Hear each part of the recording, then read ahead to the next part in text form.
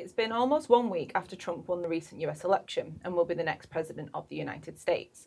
Although it's not an election I could vote in, or we could vote in here in Australia, it will impact everyone around the world, particularly women and girls. I just wanted to say a few words on the characteristics of the campaign and the role that gender played in the outcome of the result. So the two campaigns look very different and took very different approaches. One that very much relied on divisiveness, fear and hatred, and the other one on joy, hope and optimism. Trump's campaign was filled with misogynistic rhetoric, toxic masculinity and a very protectionist attitude.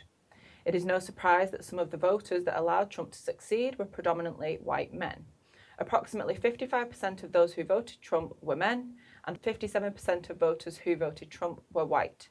53% of voters who voted Harris were women, and 85% of voters who identify as black also voted for Harris. But what is also interesting is how women also voted for Trump, with a total of 45% in the exit polls. Now, perhaps for those women, the protectionist attitude of Trump and his promises to keep them safe from illegal immigrants and crime is one of the reasons they voted for him. Immigration, the economy and foreign policy were all issues in strong favour of Trump. We can't assume that women will vote for Harris and men will vote for Trump, otherwise we would have seen very different percentages in the exit polls. Similarly, we can't put all non-white people into a category of people of colour, assuming they will automatically vote for Harris, and all white people will vote for Trump, because that didn't happen either. Intersectionality and the ability for the Republican Party to tap into and bolster some aspects of identity, including class and education, for example, over other aspects of identity has contributed to this outcome.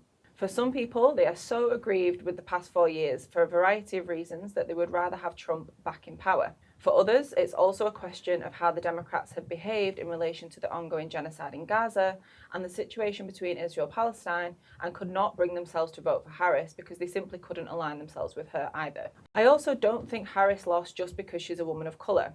Not only do emotions of anger and fear help Trump's agenda, but also the role of social media in the age of voters. Younger voters shifted towards Trump, and Trump was also able to engage new voters of a younger age. Social media has paved the way for young people, particularly young men, to become increasingly misogynistic and really embrace toxic masculinity. Even the algorithms on social media are creating echo chambers that reinforce such attitudes. Normalising hatred and hostility to women is extremely dangerous.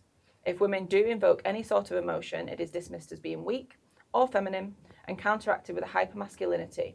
And this is what has characterised the campaign. Ultimately, men being encouraged to reclaim their power and embrace a sense of victimhood will degrade women's rights now and in the future. A Trump presidency is a threat to women's reproductive rights. It could encourage male violence against women. It is a threat to LGBTQIA+ rights, immigrant rights, and anyone who identifies as a minority.